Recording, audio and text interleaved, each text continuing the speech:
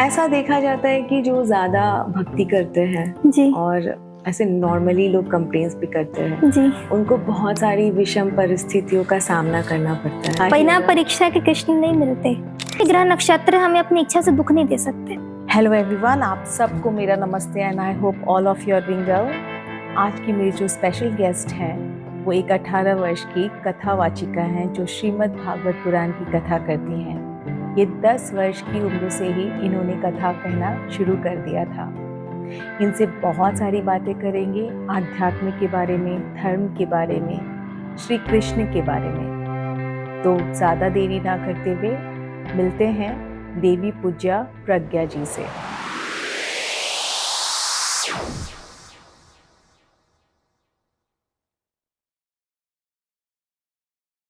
नमस्ते प्रज्ञा जी, welcome to thoughtful conversations. और सबसे पहले आप बताइए आपको कैसा लगा हमारे शो पे आने? बहुत बढ़िया लगा, बहुत अच्छा लगा। बहुत बहुत धन्यवाद जो आपने हमें यहाँ बुलाया। आप भी आए। और क्या थॉट्स थे पहले जब यहाँ आने का, जब मैंने आपको प्रस्ताव दिया था? अच्छा लगा था कि वैसे भी पहला है हमारा, तो कैसे होगा क्या होगा।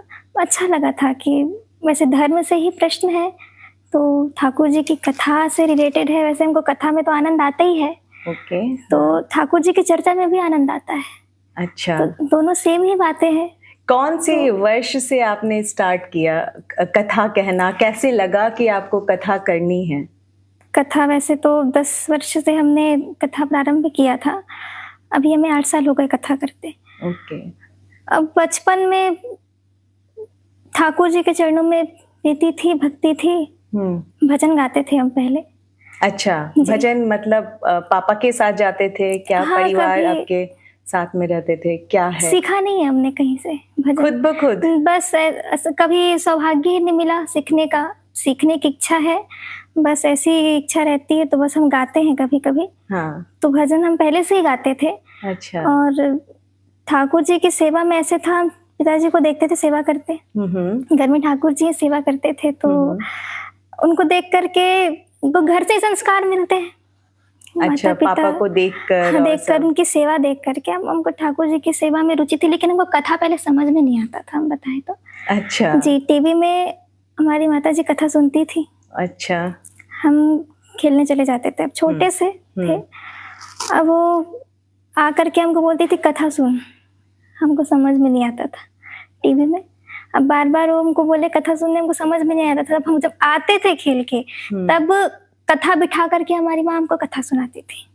अच्छा जी, कि ऐसा हुआ, कुछ ऐसा नहीं हुआ था कि तुम भी नहीं, कुछ करो? ऐसा कुछ नहीं था, बस कथा, संस्कार की वजह से कि देखो ईश्वर क्या है, नहीं है। अच्छा। तब कथा सुनते सुनते सुनते सुनते क्षेत्र में इच्छा हुई कि हमको भी कथा करनी चाहिए। तो ये आपका सफर था, एक छोटी सी प्रज्ञा जी कथावाचिका बन गई। जी। तो माता जी का इंस्पिरेशन है आपके? दोनों, माता पिता दोनों, मम्मी पापा, माता पिता दोनों। अच्छा, तो कैसा आपका दिनचर्या कैसा रहता था, अब कैसा रहता है, क्या क्या चेंजेस आए हैं ये बताइए। वो ज्यादा तो उस समय था नहीं, अभी भी फिक्स कुछ नहीं है। फिक्स इतना है, ठाकुर जी की सेवा करनी मुझे ही है। आपको ही करनी जी, ठाकुर जी की सेवा मुझे ही करनी है। उनके सुबह से लेकर के रात्रि तक के उनको भोजन, उनका स्नान, उनकी सेवा, सारी चीजें उनको करनी है। साथ में स्वाध्याय, श्रीमद् भागवत का अध्ययन, पढ़ाई। अच्छा, अब भागवत का अध्ययन भी करते हो और आप पढ़ाई भी कर रही हैं? स्कूल, नॉर्मल कॉलेज में आप जाती हैं? फर्स्ट ईयर है इस साल अभी। अच्छा, तो कौन सा आपका सब्जेक्ट, विषय क्या है आपका? संस्कृत। वाह। तो संस्कृत हमने इसलिए चुना, संस्कृत एक ऐसे ही प्राचीन भाषा है, बहुत अच्छी भाषा है संस्कृत। अभी के समय में ज्यादा ध्यान नहीं देते लोग इसमें। हाँ, लेकिन अभी कुछ सालों से दिख रहा है कि संस्कृत के प्रति बहुत ही ज्यादा अभी लोगों की रुचि बढ़ रही है। मैं खुद भी पर्सनली संस्कृत पढ़ने की कोशिश करती हूँ, लेकिन उतनी अच्छी तो नहीं हूँ। लेकिन आप जैसे यूथ जो है कर रहे हैं, तो ये बहुत बड़ी बात है। आप लोगों को लाइट भी दिखाएंगे कि हाँ कैसे करना है, क्या करना है। तो संस्कृत आपका मेन सब्जेक्ट है? जी, संस्कृत ही लेकर के, क्योंकि श्रीमद् भागवत में संस्कृत श्लोक बहुत जरूरी है। तो उनको समझाने के लिए व्याकरण की जानकारी होना, तो ये सारी चीजें, इसलिए हमने संस्कृत लेकर के आपने श्रीमद् भागवतम पूरा पढ़ लिया है? वो अच्छा, जी उसमें तो गाते हैं। वो पहले से ही आपने स्टार्ट कर लिया होगा, आप 10 वर्ष की उम्र से जैसे कर रही जी हैं? जी 2 साल तो से हम किसने आपको इनिशियली किसने स्टार्ट कराया कि हाँ ऐसे पढ़ा जाता है? ये गाइडेंस पिताजी ईश्वर ने दिया, पापा ने दिया? पिताजी अच्छा, पिताजी ने बताते दिया। थे ये पढ़ना है, हमको इच्छा हुई कथा करनी है, हाँ, हाँ। तो बच्ची थी, अब सबके मन में आता है कैसे करेगी। और मेन बात, हमने घर में कभी किसी को पहले कथा नहीं सुनाया। अच्छा, सब बोलते थे कि सुना। अब व्यासपीठ में बैठने से पहले सबको डर था, अब छोटी सी है कैसे कैसे कथा प्रैक्टिस करेगी। कराना? हाँ, हाँ। पहले मैं बोली कि मैं नहीं बोलूंगी यहाँ, मैं सीधा व्यासपीठ में बोलूंगी। अच्छा, कॉन्फिडेंस वही आता है। जी मैं व्यासपीठ में ही बोलूंगी। वहाँ अब पिताजी को विश्वास था, बाकी सबको डर, कैसे करेगी क्या करेगी। परिवार में जो भी थे सबको डर था, बोल आप पाएगी इतनी नहीं बोल छोटी सी पाएगी। क्यूट सी लगती हैं तो ऑब्वियसली सबको लगेगा, एक बार शंका तो होगी। जी लेकिन आपके पिताजी को मैं हैट्स ऑफ विश्वास था टू जी। हिम कि उनको विश्वास था कि मेरी बेटी कर सकती हैं। जी। तो एक होता है ना, एक सफल औरत के पीछे एक स्ट्रॉन्ग मैन का हाथ होता है, तो जी, मुझे जी। लगता है आपके पिताजी ही है जो आपको इतना बढ़ावा भी दे रहे हैं जी और जी बढ़ा भी रहे हैं। बढ़िया, तो सही। आप पढ़ाई और जैसे कथा वाचन, आपका शेड्यूल तो बहुत बिजी होता होगा, तो कैसे बैलेंस करती हैं आप? अब ठाकुर जी की कृपा से हो जाता है, क्योंकि कोई टेंशन में हम करते नहीं हैं कि पढ़ना ही है। सब ज्यादा टेंशन लेंगे तो पढ़ाई भी नहीं हो पाएगी, कथा भी नहीं हो पाएगा। अच्छा, तो हम आनंद से इधर भी अध्ययन अच्छा लगता है, श्रीमद् भागवत का अध्ययन तो हम करते ही हैं, साथ में जो कॉलेज की पढ़ाई है वो भी हो ही रही है। तो आनंद से हम पढ़ाई करते तो हमको ज्यादा टेंशन नहीं होती। क्योंकि आप उसी सब्जेक्ट में ही हैं। जी जी कोई तो टेंशन कालिदास, क्या मेघदूतम, कुमार संभवम, ये सब भी आप लोग को पढ़ना नहीं, वो पड़ता नहीं होगा? है अच्छा, हमारे में। हम मेन जो ज्योतिष लेकर के पढ़ाई कर रहे हैं। ज्योतिषी है जी, तो ज्योतिष पूरा और व्याकरण। प्योर मैथमेटिक्स है वो तो। जी अच्छा, तो अभी आप इनिशियल स्टेज में ज्योतिष का अभी फर्स्ट ईयर ही है। फर्स्ट ईयर स्टार्ट ही किया जी है। स्टार्ट ही है। तो इंटरेस्ट तो आपको कथा वाचन में ही है, तो फ्यूचर आप कैसे देख रही है कि क्या करने वाले हैं? कथा वाचिका बनेंगी जी या एस्ट्रोलॉजी भी नहीं, करेंगी? कथा ही वाचक, ये तो केवल ज्ञान के लिए है। अच्छा, जरूरी नहीं है कि हर चीज में मतलब कुछ करना ही है तो ही हम पढ़ें। इंटरेस्ट होना से, रुचि चाहिए। से जी। हाँ, कि ग्रह नक्षत्र कैसे जी। काम करते हैं, ज्योतिष में तो यही है। वैसे भी और अगर आप ज्योति- ठाकुर के जी। चरण में चले गए, उनके शरणों में चले गए, तो सारे ग्रह नक्षत्र तो आपके वैसे सही ही है। सॉल्व हो जाएंगे। जी जी बहुत तो सुंदर। ये तो मतलब ये प्योर मैथमेटिक्स है, ज्योतिषी तो पूरा- ज्योतिष भी कथा का ही एक हिस्सा है ये। अच्छा, जी वो वेद- कैसे आप बताइए? वेद व्यास जी जो थे वो श्रीमद् भागवत की उन्होंने रचना की। वो ज्योतिषाचार्य हैं वे। अच्छा, जी महर्षि वेद व्यास। तो ज्योतिष भी कथा का ही एक अंग है, क्योंकि ज्योतिष श्रीमद् भागवत के द्वितीय स्कंद में बहुत सारे सूर्य के गति का वर्णन, ग्रहों के नक्षत्रों का वर्णन, सारी चीजें हैं। जब हम ज्योतिष समझेंगे नहीं हमको समझ में नहीं आएगा, तो जरूरी है।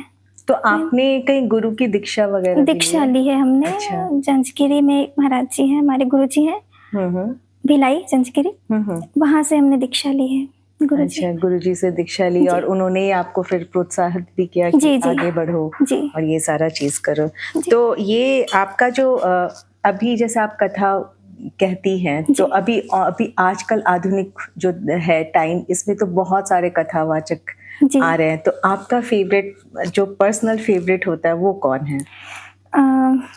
ऐसे तो हम संतों की कथा सुनते हैं। वृंदावन में मल्लुक पीठाधीश्वर राजेंद्र दास जी महाराज जी हैं, बहुत अच्छी कथा करते हैं। अच्छा, संत हैं। ठाकुर जी की भक्ति, ठाकुर जी का प्रेम मतलब उनकी कथा से साफ साफ झलकता है। अच्छा जी बहुत अच्छी, मैं उनकी कथा सुनती हूँ, बहुत अच्छे लगते हैं। और इंद्रेश जी उपाध्याय जी हैं, बाकी गृहस्थ में इंद्रेश उपाध्याय जी, बाकी संतों की कथा में जब प्रेमानंद महाराज जी हैं, इनको सुनना ज्यादा पसंद करते हैं। आपने लास्ट टाइम ऋतंभरा देवी जी का हाँ भी नितंबरा बताया था। दीदी जी भी। तो उनका, उनमें आपको क्या खास है? क्योंकि वो मेरी भी पर्सनल फेवरेट है। जी, तो जी। आपको उसमें क्या, मुझे उनकी सादगी और जिस जी। इमोशन से बोलती हैं वो जी। मुझे बहुत अच्छा लगता है। आपको क्या लगता है अच्छा उसमें? उनका स्वभाव ही बहुत अच्छा है, वो एकदम वात्सल्य की मूर्ति। उनके अंदर जो करुणा है वो उनका स्वभाव ही है, जो कोई भी आकर्षित हो जाएगा। आप मिली हैं उनसे? नहीं मिली नहीं हूँ मैं। उनकी इच्छा रखती हैं? जी जी जरूर मिलने की इच्छा आप रखती वृंदावन गई हैं? हूँ। जी बहुत बार। कैसा है वृंदावन, जरा हमारे ऑडियंस को भी बताइए, कैसा आपको फील हुआ? क्योंकि हर टाइप के लोग जाते हैं, उनका अलग अलग उनका एक एक्सपीरियंस रहता है, अनुभव रहता है। तो आपका कैसा रहा? आप जब फर्स्ट टाइम गए थे और क्या हर साल जाते हैं? कैसा है आपका वृंदावन जाने कथा का? भी लगातार, वैसे तो हम आपको बताएं, हाँ, हम जब छोटे थे हमारी इच्छा थी कथा कर रहे हैं ठाकुर जी की। ओके। अब ठाकुर जी की लीला हम श्रवण कर रहे हैं तो हमको इच्छा थी कि वो कहाँ होगा, वृंदावन कैसा होगा जहाँ ठाकुर जी लीला करते थे। हम्म। तो हम बताए 3-4 साल से बहुत परेशान भी थे हम, जाने को नहीं मिल रहा है वृंदावन करके। बेचैनी हाँ। सी थी कि बस इमेजिनेशन जी में है। जी। हाँ। अब कृपा ऐसी हुई ठाकुर जी की कि जब वृंदावन हम पहली बार गए, उसके बाद से लगातार हम हर साल जा रहे हैं। आप हर साल जाती जी। हैं? अच्छा। अभी लगातार वैसे 3 कथाएं हो गई हैं वृंदावन में। आपकी? जी। अच्छा, तो और भी कोई साथ में रहते हैं या आप अपना खुद का ही आपका कथा का आयोजन रहता है? हमारे साथ 150, 200, 250 लोग ऐसे चलते हैं। चलते हैं। जी, अच्छा। उनके चलते हैं, फिर उनको घुमाना फिराना, वृंदावन का पूरा दर्शन, अच्छा। बरसाना दर्शन, गाँव दर्शन, ब्रज क्षेत्र में पूरा उनको दर्शन, 7 दिन बैठ कर के कथा का फल, क्योंकि हम ऐसा इसलिए सोचा, पर्सनली कथा बहुत कम लोग करा पाते हैं, उसमें इच्छा रखते हैं सब लेकिन करा नहीं पाते, तो इसलिए वहाँ 7 दिन बैठ के कथा भी सुनो, दर्शन भी हो जाएगा ब्रज का, जहाँ ठाकुर जी ने आपने सेवा भी कर दी सबकी? हाँ, कि ठाकुर जी के बारे में आपने वर्णन भी किया, भक्ति भी कर ली और वहाँ पे मिल भी आए। तो बांके बिहारी जी का मंदिर देखा है, कैसा लगा उनको जो फर्स्ट टाइम आपने देखा? क्या फीलिंग हुई आपकी? अनुभव तो मैं क्या ही बताऊं, ये कहा नहीं जा सकता, बस हाँ, देखते ही रह गए। क्योंकि बहुत लोग यही बोलते हैं कि एक बार जब वो पट खुलता है उनको देखो तो देखते ही रहते हैं। बांके बिहारी जी नहीं, ब्रज में अनेक ऐसी जगहें हैं, जैसे कि यमुना जी का तट ले लीजिए। हाँ। वहां जा करके यमुना जी का जो तट है, वहां ठाकुर जी आज भी नित्य लीलाएं करते हैं।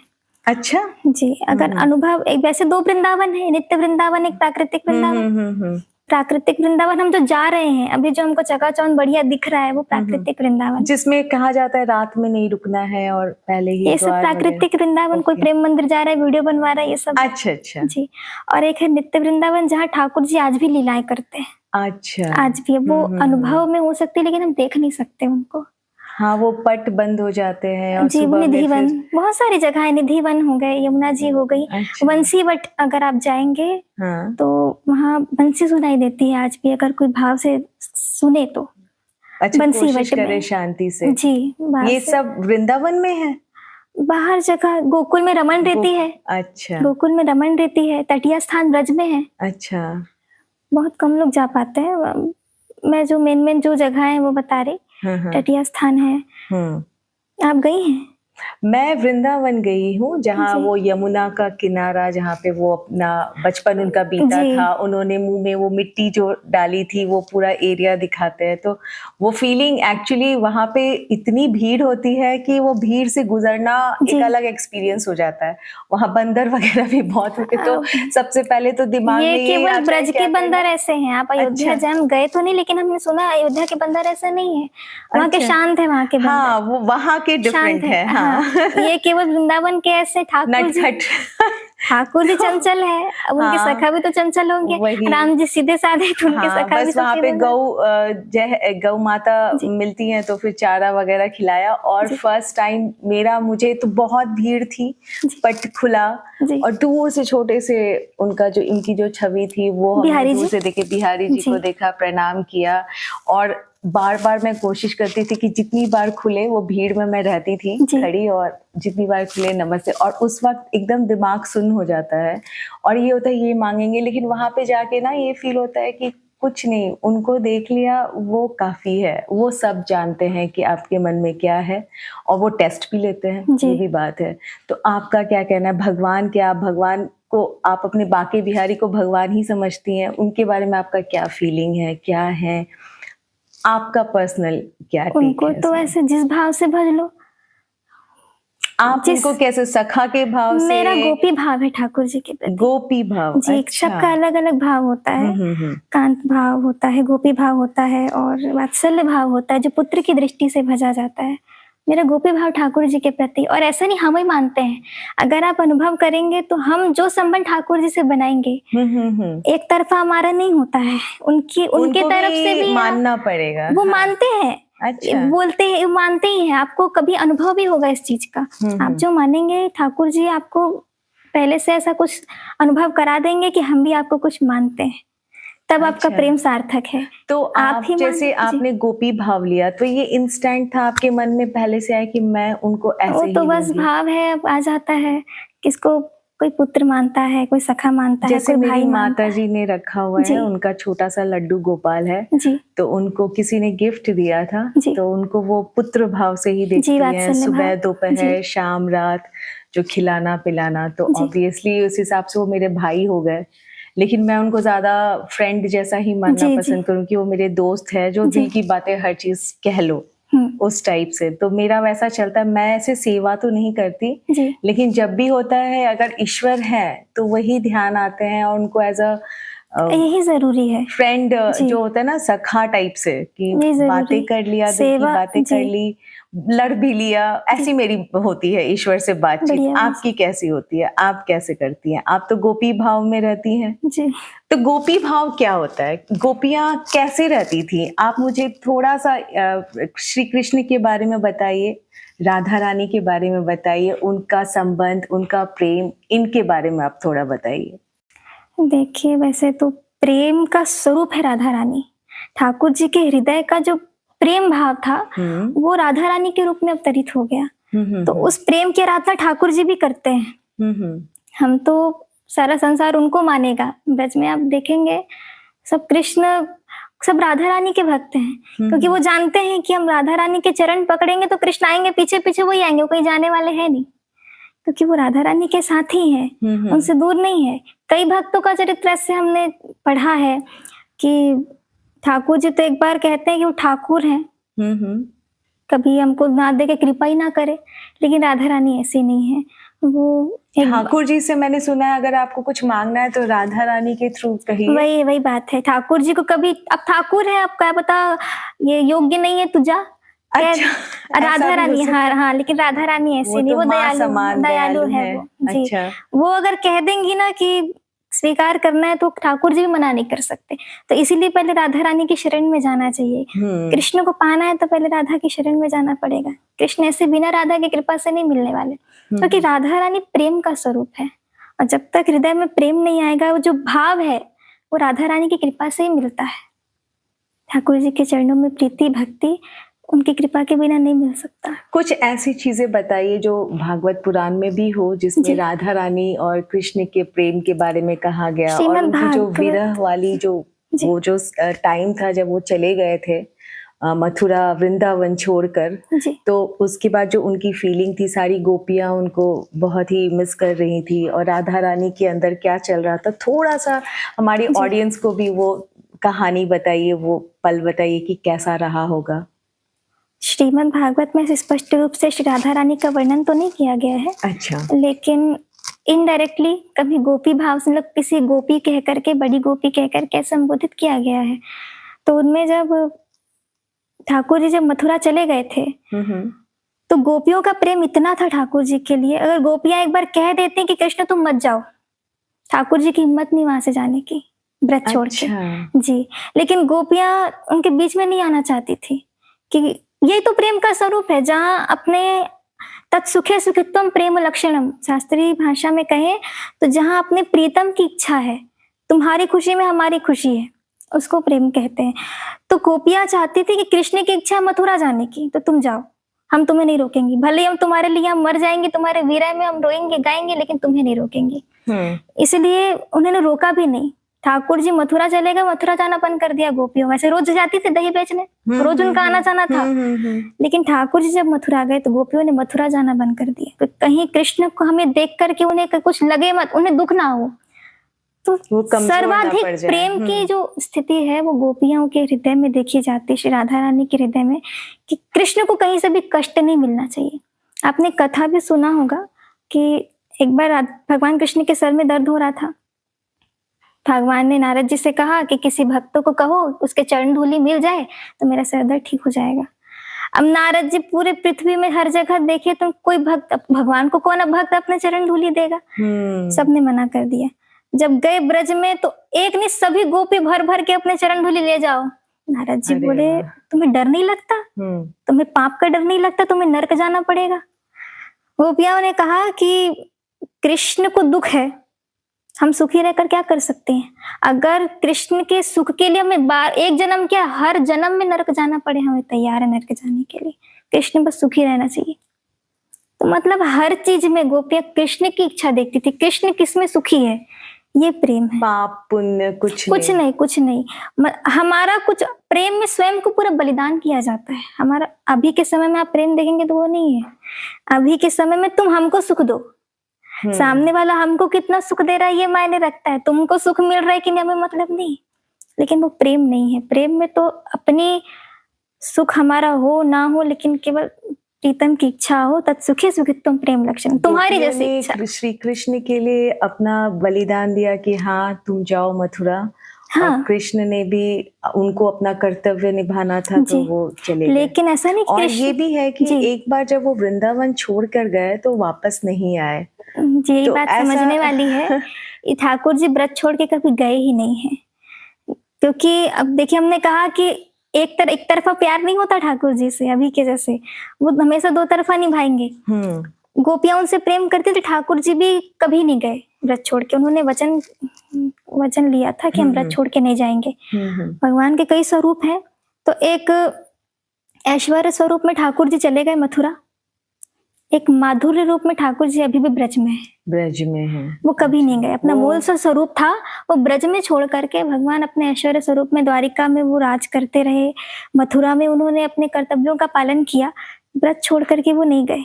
इसीलिए आज भी उनकी जो वो जो पल थे जो उन्होंने गोपियों के साथ, राधा रानी जी अभी के भी साथ होती है लीलाएं, अभी भी उतना ही मतलब फेमस है। कंस का उन्होंने किया, महाभारत में भी थे, कंस का वध किया, ये सारी चीजें, लेकिन वो थोड़ा सा ये सब ऐश्वर्य स्वरूप में दो रूपों में ठाकुर जी बढ़ गए। बाकी माधुर्य रूप में आज भी वही लीलाएं हो रही है, जो लीलाएं हो भी रही है जो 5000 साल पहले होती। ऐसा माना जाता है, लेकिन आपको लगता है कि हो रही है तो नहीं, होता भी है। अभी कलयुग में भी कई ऐसे भक्त हैं, मतलब अभी 400-500 वर्ष आप देखेंगे पूर्व, तो अभी कलयुग के भक्तों को ही ठाकुर जी का दर्शन हुआ है ब्रज में, अनुभव हुआ है ब्रज में।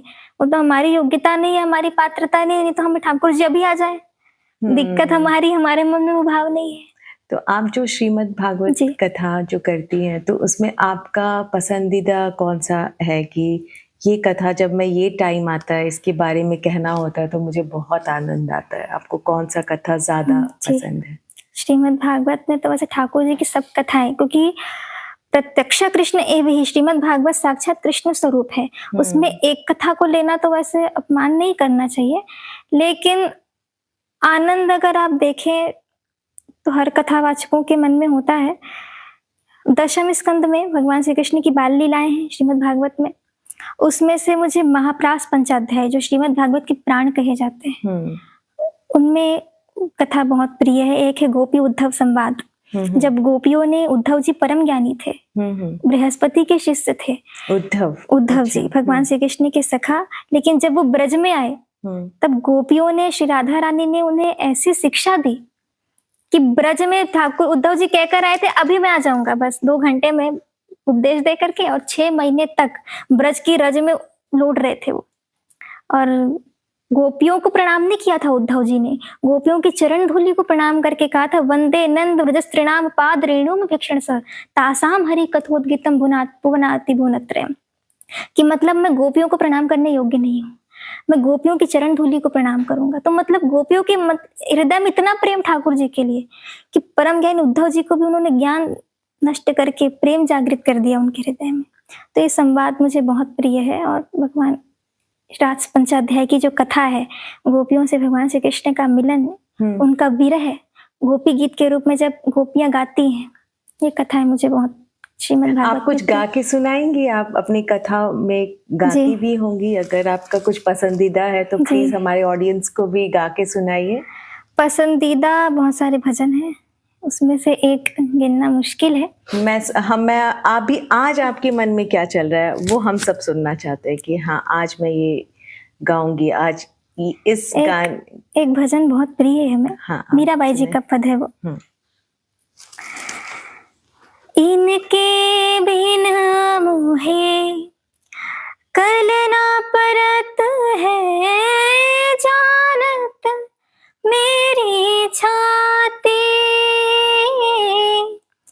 इनके बिन मुहे कल न परत है, जानत मेरी छाती। ऊंचे चढ़ चढ़ पंथ निहारूं, ऊंचे चढ़ चढ़ पंथ निहारूं, रोए रोए अखियां प्यासे गिरधर, जन्म जन्म का साथी, गिरधर जन्म जन्म का साथी। होया नाय बिसरूं दिन राती, होया नाय बिसरूं मैं दिन राती, गिरधर जन्म जन्म का साथी। ये भजन बहुत प्रिय है। ये गोपी गाती है नहीं, क्या? ये मीराबाई जी का पद है। मीराबाई जी का। मीराबाई जी का तो मीराबाई जी के भी प्रसंग से मुझे क्वेश्चंस पूछना है आपसे पूछिए कि ना। मीरा जी के प्रेम को आप कैसे मानती हैं? ये भक्ति से भरा हुआ था और उनमें क्या रहा होगा कि वो जानती है कि कृष्ण तो उनके नहीं है, फिर भी उनके प्यार में पड़कर उन्होंने जो गाना गीत वगैरह लिखा, अपना पूरी जिंदगी उन्होंने समर्पित कर दी। तो उनके बारे में कुछ बताइए। मीरा जी वैसे तो एक जन्म का रिश्ता नहीं होता ठाकुर जी से, कई जन्मों से हम उनके थे, उनके तभी तो मीराबाई जी ने कहा गिरधर जन्म जन्म का साथी, एक जन्म के रिश्ता नहीं है उनसे। वैसे पूर्व जन्म में मीराबाई माधवी नाम की गोपी थी ब्रज में, उसमें ठाकुर जी के सखा से माधवी का विवाह हो गया था। अच्छा जी, जब वो ब्रज में आई थी तो उनकी माँ ने कहा था माधवी की कि तू जा रही वृंदावन, लेकिन कृष्ण को मत देखना वहां, क्योंकि ऐसा सुना है कि उसको जो एक बार देख लेगा वो अपना पतिव्रत धर्म भूल जाएगा, उसी के पीछे पागल है सब गोपियां वहां, तो तुम अपने पति में ध्यान लगाना, कृष्ण को देखना मत। अब ये वचन सुन के माधवी जो थी ब्रज में, ठाकुर जी आए कि भाभी अपना नेक मुंह दिखा दे। अब गोपी माधवी अपना घूंघट लेकर के मैं दिखाऊंगी नहीं, माँ ने मना किया है। अब ठाकुर जी जब भी सामने आते थे वो मना कर देते। एक दिन ठाकुर जी बोले देख पछताएगी मेरे मुंह देखने के लिए, तो चुपचाप दिखा दे। माधवी कहती जो होगा देखा जाएगा, मैं नहीं दिखाऊंगी। लेकिन जब गिरिराज लीला हुई ठाकुर जी की, जब भगवान ने गिरिराज धारण किया, उस समय सब इधर उधर हो गए। उसी समय माधवी ने अपना घूंघट हटाया और उस समय भगवान श्री कृष्ण को गोवर्धन धारण करते हुए देखा। उसी समय तभी गिरधारी गोविंद गोपाल, गिरधर गोपाल कह करके मीरा पुकारती थी, क्योंकि गिरधर धारण करके गिरधर स्वरूप में उन्होंने दर्शन किए। अपनी माँ को कोसने लगी कि मेरी माँ ने इतना बड़ा मुझसे वचन ले लिया कि आज मैं इनको देखने के लिए तरस गई, अब मैं घूंघट उंघट कुछ नहीं रखूंगी करके। इसलिए जब भले राजस्थान में मेड़ता में महारानी बन करके आई हो, लेकिन कोई मर्यादा का ध्यान नहीं रखा उन्होंने। वहां सब महारानी के लिए पर्दा होता था, बाहर जा रही है, दास दासियां हैं, लेकिन संतों के बीच जाकर के नाचना गाना हरि कीर्तन करना, उनको ये सब अच्छा लगता था। अब मैं कुछ, क्योंकि यह संसार नहीं मानती, क्योंकि देख लिया उन्होंने, मान करके क्या हुआ, देखने के लिए तरस गई मैं पूर्व जन्म में, तो अब नहीं मानना है। इसलिए मीरा जी जानती थी कि अब संसार को छोड़ करके केवल उन्हीं का हो करके उन्हीं का होना। तो ये भी एक तरह का भक्ति वाला प्रेम है, क्योंकि प्रेम तो बहुत तरह के होते हैं। आप उसके बारे में थोड़ा अगर डिटेल्स में बता सकती हैं तो बताइए। प्रेम का स्वरूप बताइए। अलग अलग भाव हैं। वैसे प्रेम हम देखें संसार में नहीं हो सकता है। प्रेम शब्द को अगर हम संसार के लिए देखें कि संसार, प्रेम शब्द की जब बात आती है तो भले लोग माने ना माने, अनेक पुत्र, ये सारी चीजें, लेकिन जो ईश्वर का प्रेम है, माता, संसार में जितने भी रिश्ते हैं, हर रिश्ते में कुछ ना कुछ स्वार्थ है। लेकिन प्रेम में स्वार्थ की गंध नहीं है। लेकिन आज के टाइम में होता है कि भक्त भी जो है अगर ईश्वर से करते हैं, प्रेम ही करते हैं, और कभी ऊंच नीच हो जाए तो फिर वो कोसने लगते हैं कि वो प्रेम नहीं है, वो व्यापार है। अभी आप देखेंगे, हम ठाकुर जी की, हमने कई बार सुना है कि हम ठाकुर जी कितनी पूजा कर रहे हैं, हमें इतना दुख मिल रहा है, हम आपको इतना सेवा कर रहे हैं। आप कैसे समझाएंगे अपने भक्तों को कि क्या हो रहा है उनके साथ? हम सेवा कर रहे हैं, अब आप कहो कि हम आपकी सेवा कर रहे हैं, हम आपको दुख क्यों दे रहे हो? तो भाई तुम व्यापार कर रहे हो कि हम आपको दे रहे हैं तो आप हमसे लो, तुम दो, ये तो व्यापार हो गया, ये प्रेम नहीं है। प्रेम में हमने कहा केवल प्रेम देना जानता है, लेना नहीं जानता है। प्रेम में केवल दिया जाता है। अब प्रेम शब्द सार्थक इसलिए भगवान के लिए होता है। अगर हम वास्तविक प्रेम करके देखें, इस संसार में भी हर रिश्ते में कुछ ना कुछ स्वार्थ है। बिना स्वार्थ के यहाँ कुछ नहीं है, इसलिए यहाँ प्रेम नहीं है। प्रेम तो केवल ठाकुर जी से हो सकता है। कृष्ण का प्रेम का कैसे इंसान भूल जाए सब कुछ और उसमें लग जाए, जबकि पूरा सांसारिक सारी जिम्मेदारियां हैं, सब कुछ है, और जब कभी कोई परिस्थिति आती है जब आदमी टूट सा जाता है। इनफैक्ट द्रौपदी का भी प्रसंग आप देखिए कि उनके साथ इतना बड़ा हुआ, तो लास्ट में उन्होंने कहा भी कि अगर मैं पहले ही श्री कृष्ण को याद कर लेती तो मेरे साथ इतना नहीं होता। लेकिन ये है कि सांसारिक जीवन में रहते हुए श्री कृष्ण के साथ या अपने कोई भी इष्ट देव के साथ कैसे वो बिना किसी मतलब के कैसे जुड़े रह सकते हैं। ये सब देखिए भूलने की जरूरत नहीं है, संसार में है तो अपने कर्तव्यों का पालन करना भी आवश्यक है। तो ध्यान बस इतना चीज रखने की आवश्यकता है कि हम जो कर रहे हैं केवल हमारा कर्तव्य है, हमने कर्तव्य का पालन करें। क्योंकि भगवान ने गीता में अर्जुन को भी यही उपदेश दिया। अर्जुन चाहते थे हम युद्ध ना करें, जाकर संन्यास ले लें, तब तो जाने गए। ठाकुर जी बोले नहीं, युद्ध करो तुम, क्योंकि हमारा कर्तव्य क्या है, हमारा काम क्या है। किसी का विवाह हो गया है तो पत्नी का कर्तव्य पति की सेवा करना, बच्चों की सेवा करना, सास ससुर की सेवा करना। पति का कर्तव्य पत्नी का ध्यान रखना, परिवार का पालन पोषण करना। तो अपने कर्तव्यों को करते हुए मन को ठाकुर जी में लगाना है कि ये सब छूटेगा, कुछ तो रहने वाला है नहीं, यहाँ सब छूटेंगे। ठाकुर जी की सेवा करना का मतलब ये तो सिर्फ नहीं हुआ ना कि आपने उन्हें नहलाया धुलाया, भोग लगाया। उनके बारे में चिंतन मनन करना भी एक तरीका हो सकता है। जरूर। जैसे कि मैं ये सब नहीं कर सकती तो मैं कैसे भक्ति कर सकती हूँ, उनके बारे में चिंतन करके सोच के। भगवान से यही हम कह रहे, प्रेम करना है बस। जिस दिन मतलब प्रेम जिस दिन हो जाएगा, वैसे प्रेम का ये भी एक स्वरूप ही है।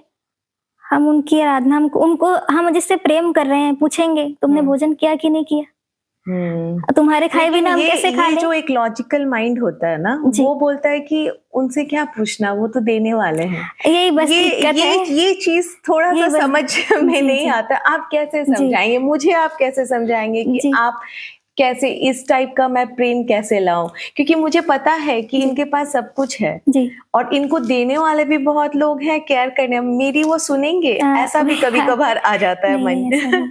वैसे तो भगवान है वो, ऐसा नहीं, भगवान है, लेकिन जब प्रेम जब सामने जीवन में आता है तब उनकी सेवा भी होती है और भगवान भी उस चीज को मानते हैं। ब्रज में जब भगवान लीलाएं करते थे तो भगवान स्वरूप में नहीं थे, वो गोपियों के यहाँ जाकर के माखन चुराते थे। यशोदा मैया के जिनके एक भिकुटी से संसार पूरा प्रलय हो जाए, वो यशोदा मैया की लाठी से डर के भाग रहे हैं। क्यों? क्योंकि प्रेम है। मैया यशोदा उन्हें वात्सल्य भाव से भज रही हैं। अपने आप को वैसा ढाल लिया कि जिस रूप में मुझे देखो मैं वैसा ही बन जाऊंगा। वही भाव है, हम जिस भाव से उनको भजेंगे वो उस भाव को स्वीकार करते हैं। वैसे भी उन्होंने कहा तू चाले जो एक पग, मैं चालू पग 60। कोई अगर उनके लिए एक पग बढ़ाता है वो 60 कदम चल करके आगे आते हैं।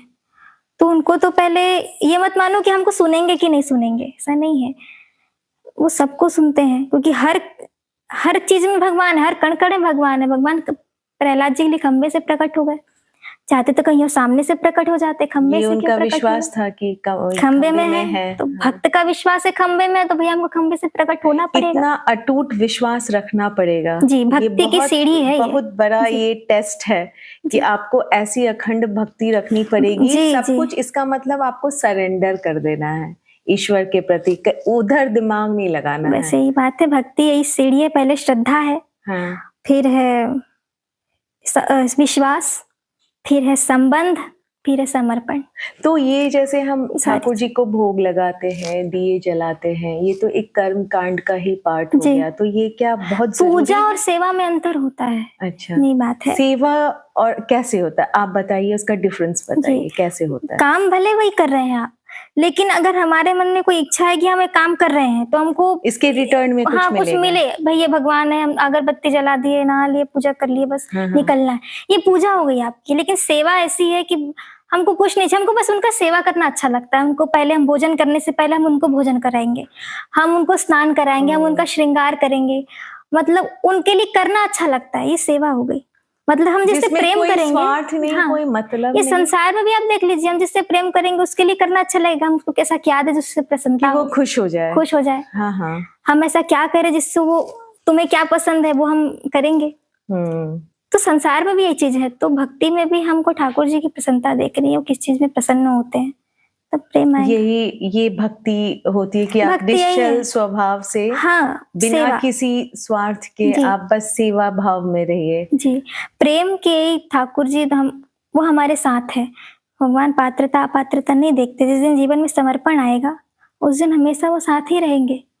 वो अभी वो, भी जो उनको नहीं मान रहे, मुझे लगता है उनके हाँ, साथ भी है। तो बस सोचिए ये ना, जो समझने उनके, की हाँ, देरी है कि वो मेरे साथ है और मुझे उनके वो लिए वो श्रद्धा शत्रुओं या पर ठाकुर ग्रेटिट्यूड जी रखना है। इतनी कृपा कर रहे हैं, जो उनको मानते नहीं है, जो मानते उन पर तो सोच लीजिए कितनी कृपा करें। मैंने श्रीमद् भागवत पुराण की एक कहानी सुनी थी, जय और विजय की कहानी। जी उसमें यही था ना कि द्वार में जी, जो द्वारपाल सनत वैकुंठ कुमारों को रोक देते हैं जी और फिर वो कहते हैं कि तुम्हें 7 जन्म लेने पड़ेंगे एज अ भक्त, या 3 जन्म लो मेरे शत्रु बनकर। तो ऐसी भक्ति थी जय विजय की कि वो शत्रु बन के पाए, क्योंकि डिले हो जाता उनके पास, वो भी एक तरह की भक्ति हुई। क्योंकि चिंतन मायने रखता है, आप किसी भाव से भजें उनको, क्योंकि उनका मुझे चिंतन उनके पास था। रहना, मुझे हाँ, ठाकुर जी के पास देखिए रहना। रावण जो था वो भी जय विजय के रूप रावण के रूप में आया था, हाँ। है ना। हिरण्याक्ष, हिरण्यकश्यपु, कंस, शिशुपाल, दंतवक्र, कंस नहीं था, तो रावण और कुंभकर्ण, हाँ। हिरण्याक्ष, हिरण्यकश्यपु और शिशुपाल और दंतवक्र, ये इन जो थे भगवान को शत्रु मानते थे, लेकिन भगवान ने इन पर कृपा इसलिए की क्योंकि उनका चिंतन मायने रखता था। ये हमेशा 24 घंटे उनके भगवान के बारे में चिंतन, कृष्ण ऐसे, राम ऐसे, हर वक्त, हाँ, राम राम कृष्ण बार बार चिंतन, क्योंकि बार बार मन जा रहा है, विष्णु जो हिरण्याक्ष और हाँ, तो मन बार बार उनके चरणों में जा रहा है, भले किसी भाव से जाए उससे मतलब भज नहीं। रहे हैं आप। हाँ, आप किसको भज रहे हैं, भाव ज्यादा भाव वनख आलसु नाम जपत मंगल दिस दसु, बार बार नाम लोगे किसी भाव से जपो, वो कल्याण ही करेगा। अच्छा जी, तो मतलब चिंतन मायने, बस कुछ भी करो चिंतन उनके चरणों में होना चाहिए, तो उस पे भगवान कृपा ही करते। तो वो एक हो गया मैकेनिकल भाव, तो वो क्रोध के भाव से, वो जलन के भाव से जो भी थे, रावणी था तो क्रोध था ऐसा, तो लेकिन वो नाम जप की महिमा आप बताना चाह रही है कि नाम जप की महिमा होती है, तो इसके बारे में और डिटेल्स में बताइए कि नाम जप की क्या महिमा है। आप राधे राधे करें, आज के डेट में तो हम हेलो बोलते हैं, लेकिन आपसे जब मैं फर्स्ट टाइम मैंने आपको कॉल किया था तो जय श्री राधे आपने बोला, तो बड़ा अच्छा लगा। और मैं ये चाहूंगी कि मैं फ्यूचर में अब किसी से भी मिलूं तो जय श्री राधे ही बोलूं। तो ये नाम जप की महिमा का थोड़ा सा नाम जप की बहुत महिमा है। नाम जप के कारण जिन भक्तों ने, ठाकुर जी, कई भक्त ऐसे हुए हैं जो ठाकुर जी की सेवा, मूर्ति सेवा नहीं करते थे, विग्रह सेवा, केवल नाम जप करते थे। नाम जप पे उनकी इतनी निष्ठा थी कि सेवा भी उनको नहीं पसंद, कई ऐसे भक्त हैं, तो केवल नाम जप के कारण उनका उद्धार हो गया था।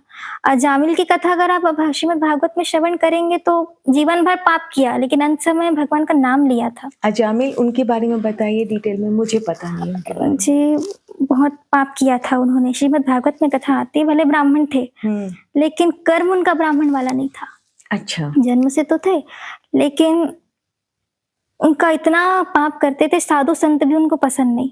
तो एक दिन कुछ संत जो थे वो अयोध्या से जा रहे थे वृंदावन, तो मार्ग में पड़ गया उनका घर अजामिल का, तो पूछे हम यहाँ रह सकते हैं? अजामिल ने साधु संत का वेश देखकर ही मना कर दिया, जाओ यहाँ से, कोई जरूरत नहीं। संतों ने कहा हम रात्रि बस यहाँ रुकना चाहते हैं, अगले दिन हम निकल जाएंगे यहाँ से, मना कर दिया। तब अजामिल की पत्नी ने कहा कि ठीक है रहने दो। अब बाहर रसोई तो पवित्र था, वहाँ अनेक प्रकार के मांसाहार वहाँ थे उनके रसोई में, तो सूखा अन्न दे दिया, सब्जियां दे दी बना करके पाइए।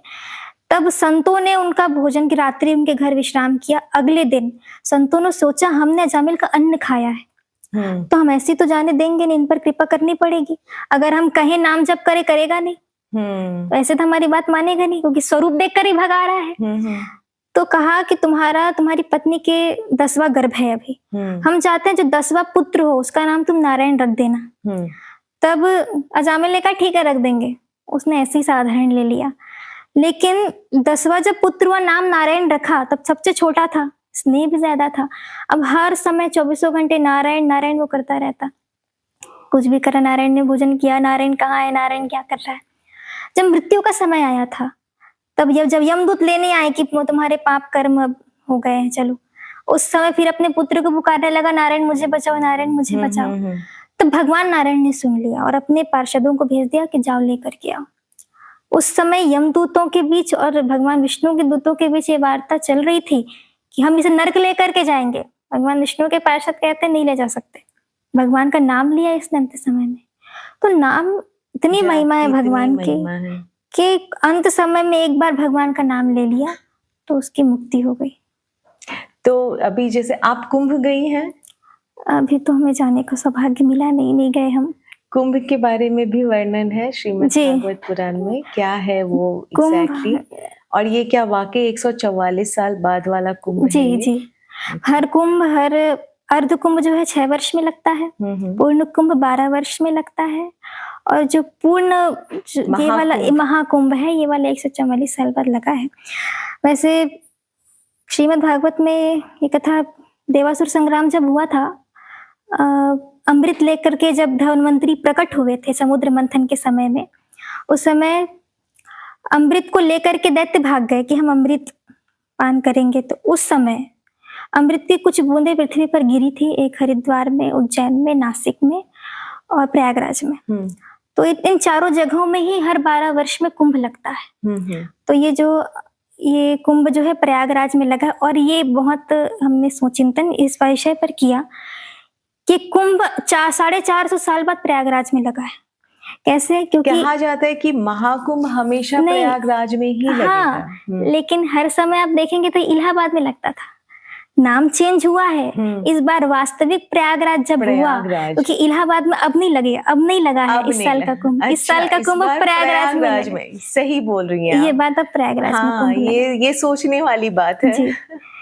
तो ऐसे कुंभ की महिमा, यहाँ इस समय कुंभ में बड़े बड़े ऋषि मुनि जो सप्तर्षि हैं वो अपनी पत्नियों के साथ, बड़े बड़े देवता, नर, मनुष्य सब स्नान के लिए, लाखों की तादाद में नागा, साधु, अघोरी, सब अखाड़े के जो महान संत हैं वो कहाँ रहते हैं इतने साल, वो अचानक से इतना दिख जाते हैं, उसके बाद फिर अब गायब भी हो संत ही नहीं, ये लगता है जैसे देवता बदल कर, यक्ष, ये सब वेश बदल कर आते होंगे। हाँ, ऋषि मुनि सब आते हैं, ये हमको दिखेंगे नहीं, लेकिन वो स्नान करने आते हैं, भले हम हमारी दृष्टि मत देखे। भले मैंने तो इतनी तादाद में टीवी पे भी दिखाया कि नागा साधु कहाँ रहते हैं वो एग्जैक्टली, और अचानक से इतनी भीड़ में वो आ गए, तो ऐसा लगता है कि वो किसी दूसरी जगह से भी आए हैं और उन्होंने इसका जो विशेष जो स्थान है, शाही स्नान, और इसका ये पूरा उन्होंने आनंद उठाया।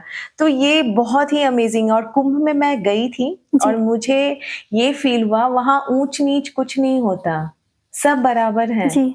आप घर पे अपने एरिया में आप देख लो, ऊंचा नीचा, अमीर गरीब सब, लेकिन वहां सब एक समान। कुंभ जो है वहां ईश्वर कि ही आप काम के लिए जा रहे हैं, शुद्ध होने जा रहे हैं। धर्म, कोई बोल रहे हैं कि मोक्ष की प्राप्ति होगी, पाप धुल जाएंगे, व्हाटसोएवर, लेकिन वहां पे सब बराबर, ना अमीर ना गरीब, ना ऊंचा ना नीचा, सब बराबर। तो ये है, मुझे ये कुंभ की महिमा लगी, मैंने ऐसा फील किया वहां पर। तो ये ईश्वर का ही होगा ये पावर कि हाँ हम सब एक हैं और कोई डिफरेंस नहीं होता, सब आत्मा है, ऊंचा नीचा कुछ नहीं है। क्योंकि वहाँ मनुष्य नहीं, अनेक प्रकार के देवी देवता भी, ऋषि मुनि भी वहाँ स्नान के लिए आते हैं। और ये मनुष्यों को ही सौभाग्य है, जीव जंतु वहाँ जा नहीं सकते स्नान के लिए, मनुष्य ही जाएंगे। मनुष्य में भी कौन? सनातनी, अन्य जो उनको मजहब को पालन करने वाले लोग नहीं जा सकते वहाँ। और इतनी भीड़, निष्ठा ही नहीं है जी, निष्ठा ही नहीं है जाने की। हमारा सौभाग्य है कि हम वहाँ जा पाते हैं, अभी तो मिला नहीं हमको। नहीं, आपको तो, आप तो पूरे सेवा में ही लगी हुई हैं और इनका प्रचार कर रही हैं, ईश्वर का मन में सब सनातन भाव जगा रही हैं। आप तो पूरा जीता जागता मुझे कुंभ ही लग रही है। आप सबको वो अमृत जो है ना, भगवान की सेवा का अमृत, उसको आप बांट रही हैं अपनी कथा के थ्रू, गाना गा के। सेवा ही है। तो आप, अच्छा, आप शिव जी में मानती हैं? जी अवश्य। शिव जी के कृपा के बिना ठाकुर जी की भक्ति नहीं मिल सकती। शिव जी परम भक्त हैं, परम वैष्णव हैं वो, क्योंकि शिव जी, जब शिव जी कृपा करते हैं तब ठाकुर जी की भक्ति हमें मिलती है। क्योंकि कहा जाता जी। है पार्वती जी ने उनसे पूछा था कि आप जो ये मेडिटेशन भाव में जी। रहते हैं, मनन करते हैं, किसका नाम लेते हैं? जी। तो बोलते हैं मैं राम। राम का नाम लेता जी। हूँ। तो उनके अंदर विष्णु जी। है, विष्णु जी के अंदर शिव शिव है, है। दोनों में कोई भेद नहीं है, दोनों एक ही हैं। आप शिव को भजो, आप राम को भजो, आप विष्णु को एक ही भजो। जगह हम पहुंचेंगे।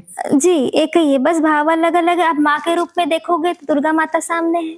ठाकुर जी को अगर आप सखा भाव के देखेंगे तो ठाकुर जी के स्वरूप में भगवान कृष्ण है। पिता रूप में देखेंगे भोलेनाथ जी हैं।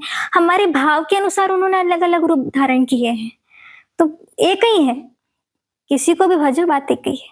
तो अगर आपको फ्यूचर में शिव पुराण भी करने जी। का, कथा करने का मौका मिले तो जी। आप करेंगे? आपने जी। पढ़ा है शिव पुराण? अभी पूरा अध्ययन नहीं हुआ है हमारा, तभी आप हम अभी कथा भागवत, प्रारंभ नहीं किए। जी। अच्छा, अभी फ्यूचर में अगर हुआ तो आप उस पे भी जी। करेंगी। जी। तो इतना हमने बात कर लिया, अब धर्म पे आते हैं। जी। धर्म क्या है?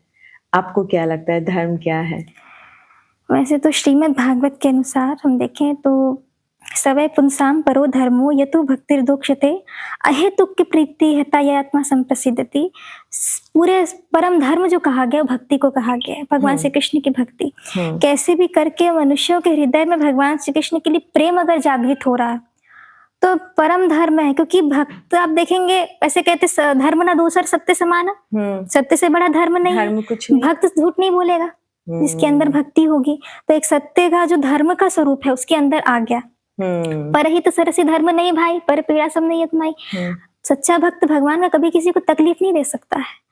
वो हमेशा दूसरों के हित के लिए सोचेगा, दूसरों के सुख के लिए सोचेगा।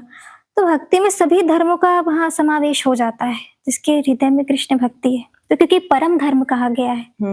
बाकी धर्म की अनेक अनेक परिभाषाएं हैं, अलग अनेक कार्य में धर्म। हमारा सनातन धर्म जो है, झूठ नहीं बोलना धर्म है, किसी को दुख नहीं पहुंचाना धर्म है, अपने कर्तव्यों का पालन करना धर्म है, ईमानदारी के साथ। आप किस रोल में कहाँ पे हैं वो आप उसको सही से निभा ले, वही धर्म है। जी, ऑफिस जा रहे ईमानदारी से, टाइम पर जाए, जी धर्म है। जी, माँ का बच्चे के प्रति, बच्चे का माँ के प्रति जो एक मॉरल वैल्यूज होना चाहिए वही धर्म है। जी। और ना कि बस कर्म कांड में लगे रहे। मुझे तो ऐसा ही लगता है कि इसमें बस आप कर्म कांड में ना लग के श्रद्धा भाव से सारी चीजें करें।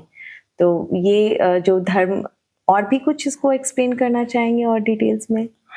धर्म तो विषय बहुत गहराई है इसमें। इसका सही मार्ग तो क्या है? सच्ची भक्ति और श्रद्धा, ये इसका स्टार्टिंग है। अगर हम अनेक प्रकार से हम देखें, जिसके हृदय में भक्ति आ गई मतलब पूरे गुण उसके अंदर आ जाएंगे। हम देखेंगे जिसके हृदय में कृष्ण भक्ति है, सब गुण आ जाएंगे उसके मन में, उसके कार्य में। अनेक अनेक प्रकार के बटोरने की जरूरत नहीं है। मतलब इसलिए परम धर्म भक्ति को कहा गया है। भक्ति जी, सरलता और प्रेम। कृष्ण भक्त प्रेमी होते हैं बहुत ज्यादा। प्रेम, निस्वार्थ भाव से किसी की सेवा करने की इच्छा, ये सारी दूसरों को कष्ट नहीं पहुंचाने की इच्छा हमारी वजह से, ये सारी चीजें धर्म के ऊपर आती हैं। ऐसा देखा जाता है कि जो ज्यादा भक्ति करते हैं जी, और ऐसे नॉर्मली लोग कंप्लेंट्स भी करते हैं जी, उनको बहुत सारी विषम परिस्थितियों का सामना करना पड़ता है। जी, कष्ट उनको ज्यादा देखना पड़ता है। तो इसके पीछे आप कैसे समझाएंगे कि क्या है? ना कि हम उसको स्वार्थ के भाव से लें, लेकिन क्यों होता है? अगर कभी कोई पूछे तो हम उसको कैसे एक्सप्लेन कर सकते हैं कि ईश्वर ने नहीं किया, या क्या है वो टेस्ट ले रहे हैं, या आपका प्रारब्ध है, कर्मों का फल तो एक भोगना ही पड़ता है। इसमें तो ईश्वर भी कुछ नहीं कर सकते क्योंकि वो खुद कर्म बंधन से नहीं छूटे। उनको भी मथुरा जाना पड़ा, वृंदावन छोड़ना पड़ा, बचपन से ही माँ से अलग होना पड़ा, श्री राम को भी वनवास जाना पड़ा। आप कैसे समझाएंगे ये देखिए, भक्ति करेंगे हम तो यहाँ भगवान ने कहा कि तुमको दुख नहीं मिलेगा, बल्कि सबसे ज्यादा दुख मिलता है भक्तों को। उनके जीवन आप देखेंगे तो किसी भक्त का चरित्र उठा करके देख लीजिए, संसारियों का जीवन तो कभी चल रहा है ठीक ठाक, भक्तों का जीवन पूरा उथल पुथल रहता है। कभी कुछ हो रहा है, कभी कोई काम बिगड़ रहा है, कभी कुछ हो रहा है, कभी कुछ नहीं हो रहा है। तो सारी चीजें इसलिए होती है, भगवान एक तो परीक्षा भी लेते हैं, सही है, कि मजबूत बनाने के लिए कि परिस्थिति से कोई लड़ सकता है कि नहीं, मेन बात ये। और दूसरा प्रारब्ध, हम भगवान सोचते हैं कि भक्ति कर रहा मेरी शरण में आ गया तो अनेक जन्म ले लेकर के इसको अपने कर्म भोगने पड़ेंगे, तो उससे अच्छा जितने कर्म का फल है इसी जन्म में भोगवा के सब ठीक ठाक करवा क्लियर के कर दिया अपने जाए। पास में इसको बुला लूं, इसलिए सारी चीजें। क्योंकि इस पृथ्वी पे आए हैं तो कुछ तो जी। हमने कर्म किया जी, है और बार वो बार साइकिल अलग अलग जन्म लेके भोगना पड़ेगा। ठाकुर जी कहते जन्म लेने की आवश्यकता ही नहीं है, पूरा मेरी भोग के अभी मेरे पास आ तू आप टेंशन यही मत। एक्सप्लेन करेंगी, मतलब यही होता है आप जी। जैसे, क्योंकि ज्योतिष भी आप सीख रही जी। हैं, तो इसमें भी यही एक्सप्लेन है कि राहु केतु शनि ये सारे जो है आपके ये कर्मों सब का जो है, हाँ, हिसाब किताब रखते हैं, तो वो ये कर्म explain अनुसार कैसे- है। हाँ, ये कर्म जितने भी ग्रह अनुसार। नक्षत्र हमें अपनी इच्छा से दुख नहीं दे सकते। हम गलत काम करेंगे कभी ना कभी हमसे हुआ है, इसीलिए भगवान की आज्ञा से हमको कुछ ना कुछ हमको ये कष्ट पहुंचाएंगे, लेकिन जिसने कभी कुछ गलत नहीं किया, भगवान के शरण में है, मेन बात भगवान श्री कृष्ण की जिसने शरण ग्रहण की है, तो उसको ये सब कुछ नहीं बिगाड़ सकते, क्योंकि ये कर्म के ही कारण है, अपनी इच्छा से नहीं करते। हमारे कर्म के कारण हमको दुख पहुंचाने के लिए आते हैं, तुमको भोगना और पड़ेगा। मुझे लगता है जो ज्यादा कंप्लेन करते हैं उनको ज्यादा ही मिलता है क्या, ये प्रॉब्लम्स और बढ़ जाते हैं कि क्या हमें जो है कंप्लेंट्स नहीं करनी चाहिए, जी। शिकायतें नहीं करनी चाहिए, कोई मतलब जो ही मिल रहा है, नहीं है। अगर हाँ, ईश्वर की भक्ति में स्वीकार। है तो उनको, क्योंकि द्रौपदी के साथ भी ऐसा हो गया, उनके तो जी। सखा ही थे लेकिन उनके साथ भी ट्राइंग टाइम था, वो जी। बन गई। इतनी सारी जो भी भक्त है, वो हमने जी। जितनी भी स्टोरी सुनी है वो ऐसे ही उन्होंने नाम जी। नहीं कमाया है, कुछ तो उसमें रहा ही बिना होगा। परीक्षा के कृष्ण नहीं मिलते, ये भी बहुत टेढ़े हैं, ऐसे तो मिलने वाले हैं नहीं। तो वो बिना पूरा एकदम नहीं जी। होता है, सोना को पहले हाँ, तपा पहले के हाँ, कुंदन बनाना, पहले ठोक ठोक के देखेंगे ठीक ये ठाक मेरे कि लायक है कि हाँ, नहीं है। जी। तो फिर तो बड़ा कठिन मार्ग है, क्योंकि हाँ। और सब कहते हैं ना कि किसी और देवी देवताओं का अगर आप भक्ति करते तो रिजल्ट ओरिएंटेड आजकल लोग ज्यादा भक्ति करते हैं कि रिजल्ट्स जल्दी मिलते हैं। सांसारिक चीजें मिल जाएगा। और श्री जी। कृष्ण और विष्णु जी की अगर आप भक्ति में लगे हुए हो तो फिर आपको टेस्ट तो देना पड़ा। मुझे लगता है अल्टीमेटली तो जाना उन्हीं के शरण में है, टेस्ट तो देना ही है, ऐसे नहीं तो वैसे टेस्ट तो देना ही पड़ेगा। हाँ, तो आपको क्या लगता है बिना ये परीक्षा के नहीं मिलते भगवान, कुछ ना कुछ करके। वैसे भोलेनाथ जी की ऐसा कहा जाता है, बड़े दयालु हैं भोलेनाथ कहा जाता है, हमारे मन में जो इच्छा है वो दे देते हैं, जैसी तुम्हारी इच्छा है। ब्रह्मा जी, एक बार कथा आती, ब्रह्मा जी परेशान थे हाँ। कि मैं जो इसके भाग्य में लिखूं अगर भोलेनाथ जी के शरण में आ जाए उसको दे देते हैं। ब्रह्मा जी गए भगवान शिव के तथास्तु पास, हो जाता हाँ। है। हाँ। माता पार्वती ने पूछा परेशान क्यों हुआ? ब्रह्मा जी बोले कि मैं जो लिखूं भाग्य में उसको मिलना चाहिए। अब उसको उसके भाग्य में वो चीज नहीं है, लेकिन उसने भोलेनाथ की शरण ग्रहण कर ली, मुझे ये चाहिए, वो दे देंगे। तो मेरा तो परेशानी हो जाएगा यार। तो ऐसे है वो, तो हर भगवान जो है। अभी तो महाशिवरात्रि भी आ रही है, जी। तो आपने कुछ तैयारियां कर रखी है महाशिवरात्रि के ऊपर? थोड़ा शिव जी के बारे में बताइए, उनकी महिमा का वर्णन करिए। शिव जी तो परम कृपालु है, मतलब भगवान, ये भी बात है कि ठाकुर जी की भक्ति पानी है तो शिव जी की कृपा जब तक नहीं होगी उनकी कृपा ठाकुर जी भी नहीं मिल सकते। अच्छा जी, पहले शिव जी की कृपा प्राप्त करनी होगी। और हमने यदि भगवान श्री कृष्ण की भक्ति प्रारंभ की है तो हम पर भोलेनाथ जी की भी कृपा, इस बात को माननी चाहिए, क्योंकि भोलेनाथ जी की कृपा के बिना नहीं मिलेंगे ये। तो उनको वो दयालु हैं, सबसे इसलिए बड़ी उनसे बात है पहले कि कृष्ण को, पार्वती जी ने भी शिव जी को पाने के लिए जी। बहुत मतलब कठोर तप किए थे, ऐसे ही उनको नहीं मिल गए थे, कितने जन्म लेने पड़े। बार बार। तो उनकी भी भक्ति बहुत इजी नहीं है, क्योंकि वो तो हमेशा चिंतन और मेडिटेशन के भाव में रहते हैं, तपस्या के फॉर्म में जी। रहते हैं, आंखें बंद। तो उनके पास तो बातें पहुंचना, जब तक आप वर्दी नहीं होंगे तब तक मुझे नहीं लगता कि वो पहुंचेगा भी। पहुंच जाते हैं भगवान, तो चींटी की आवाज सुन लेते हैं, हमारी आवाज कैसे नहीं सुनेंगे? बस भाव होना चाहिए। जैसे हाँ, सच्चे हृदय से अगर हम भगवान को पुकारे तो अवश्य सुनेंगे। इस संसार में कोई ऐसा जीव नहीं है जिसकी भगवान सुने ना। विश्वास होना चाहिए, मेन बात विश्वास है। अगर हमको विश्वास नहीं तो हम कितना चिल्ला ले रोले, उनको फर्क नहीं पड़ेगा। कोई फर्क नहीं पड़ने वाला। विश्वास है तो वो कैसे भी करके हमको उस परिस्थिति से निकाल लेंगे, ये बात है। मंजुषा, आपको पूछना है, देवी प्रज्ञा जी से पूछना है। नमस्कार प्रज्ञा जी, आपका वेलकम है। धन्यवाद। मैं ये पूछना चाहती हूँ कि कृष्ण भगवान के भोग में तुलसी जी का क्या महत्व है? जी हाँ। तुलसी जो है वृंदा सखी, भगवान श्री कृष्ण की सखी हैं। जी। जैसे कि सखियां भगवान श्री कृष्ण को बहुत प्रिय हैं। उनमें एक वृंदा सखी भी है जो तुलसी जी हैं। उनकी आज्ञा के बिना भगवान एक तो कोई काम करते नहीं है। तो राधा रानी की भी 8 सखियां हैं, उन सखियों का भी वर्णन है। उनमें से एक उन जैसे श्री किशोरी जी की शरण ग्रहण करनी है तो सखियों का आदेश के बिना वो कर नहीं पाएंगे हम। तो वृंदा सखी जो तुलसी जी हैं वही भगवान को बहुत प्रिय है। इतनी प्रिय है कि जब तक भोग में हम तुलसी जी को उनको अर्पण नहीं करेंगे भगवान भोग स्वीकार नहीं करते, क्योंकि उनकी प्रिय है जी। अच्छा, अच्छा ये बताइए कि खाटू श्याम बाबा हैं जो, उनको हारे का सहारा क्या क्यों कहते हैं और क्यों बोलते हैं ऐसा कि लास्ट में जब हर जगह से हार जाओ तो खाटू श्याम में आपका सब पूरा हो जाता है? जी हाँ, वैसे तो किसी के द्वार पर भी जाइए आप, भगवान के द्वार पर, कृष्ण के द्वार पर, भगवान राम के द्वार पर, भगवान शिव के द्वार पर वो रक्षा करते हैं, चाहे वो कोई भी हो।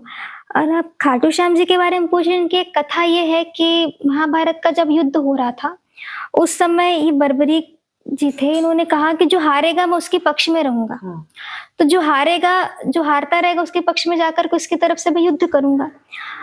तो ऐसा है कि माँ ने कहा था ना। हाँ जी, तो ठाकुर जी ने सोचा कि ये हारेंगे तो कौरव, अगर ये इनकी तरफ जाकर के युद्ध करे तो हमें बड़ी परेशानी हो जाएगी। तब भगवान श्री कृष्ण ने इनसे अपना सर मांगा था। अच्छा। तब अर्पण किया उन्होंने, तब भगवान ने इन्हें अपना नाम दे दिया था श्याम। तब इनकी सेवा होती भगवान श्री कृष्ण के स्वरूप में, क्योंकि इसलिए हारे का सहारा, क्योंकि जो हारेंगे मैं उसी के पक्ष में रहूंगा। तो इसलिए लोग इसलिए ये विश्वास रखते हैं कि जो हम जीवन में हार रहे हैं, हमारे जीवन में इतने कष्ट हैं, तो इस इच्छा पूरी हमारी हो जाए, हम पर कृपा करेंगे। खाटू श्याम बाबा के मत्था टेकेंगे जी तो मेरा लिखा भी बदल जाएगा। तो क्या ये है? विश्वास का खेल है सब। हमें अगर विश्वास है तो जरूर ऐसा होगा, विश्वास नहीं है तो कुछ नहीं होगा। जी। अच्छा, आजकल का प्रज्ञा जी यूथ जो वर्ग है वो धर्म से दूर होता जा रहा है। मतलब कुछ ऐसा है कि धर्म को मानता नहीं है। तो इवन आजकल के यूथ को क्या मैसेज देना चाहती हैं आप? मेन बात तो ये है कि आजकल के यूथ की भी शायद गलती नहीं, गलती घर के माता पिता की है। मेन बात, अगर हम बच्चों को पहले मेन संस्कार दो, घर से सीखेंगे वो जी क्या करना है क्या नहीं करना है। माता पिता ही आजकल पढ़ते नहीं धर्म के बारे में, उनको जानकारी नहीं, तो बच्चे कहाँ से सीखेंगे। कभी माता पिता ने नहीं कहा कि बैठ करके तुम हनुमान चालीसा पढ़ो, बैठ करके तुम सेवा कर लो, आज के भी बैठ करके कुछ पाठ कर लो, उन्हें नहीं पता। तो माहौल के हिसाब से वो भी ऐसे हो गए। तो घर में मेन बात पहले माता पिता को सीखने की आवश्यकता है कि आप पहले अपने बच्चों को धर्म से जोड़ो, क्योंकि धर्म से आजकल आप देख रहे हैं कि नए नए बच्चे आत्महत्या कर रहे हैं, क्योंकि विवेक नहीं है। अब विवेक जब तक इसलिए जीवन में नहीं, जब तक सत्संग नहीं होगा, बिनु सत्संग विवेक ना हुई, जब तक धर्म आपके जीवन में नहीं है, जब तक विवेक आपके जीवन में नहीं है, ऐसी घटनाएं होती रहेंगी। तो इसलिए पहले आपको धर्म से जुड़ना पड़ेगा, पहले आपको भक्ति से जुड़ना पड़ेगा। वैसे यूथ आजकल हर काम कर रहा है, एक बार भक्ति भी करके देख ले, ठीक लगे तो वैसे करे। क्योंकि आजकल देखिए बच्चों का दिमाग दूसरी जगह जाता है, इधर उधर जाता है, लेकिन धर्म के लिए तो ये है कि कुछ नहीं होता है।